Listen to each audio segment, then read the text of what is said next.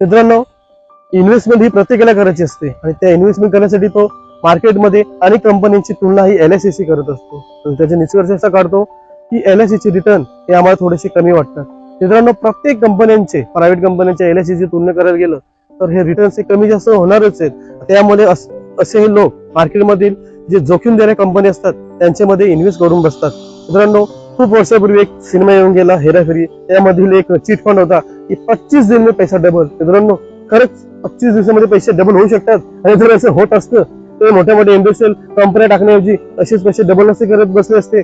मित्रांनो, असं प्रकार आमच्या बरोबर घडतो. LIC एजंट असल्यामुळे आमचे नंबर इंटरनेटवर लिस्ट असल्यामुळे अनेक प्रायव्हेट कंपन्या आम्हाला कॉल करतात, मला सांगत असतात की तुम्ही आमच्या कंपनीकडे प्रायव्हेट कंपनीमध्ये लाईफ इन्शुरन्स सुरू करा. LIC मध्ये काय ठेवलं, LIC तुम्हाला किती पैसे देतो.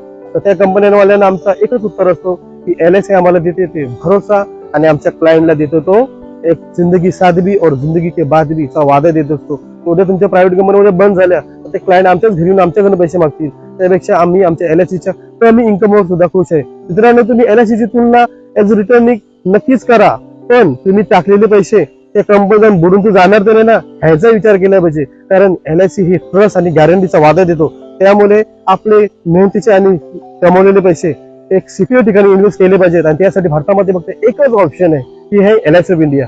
धन्यवाद.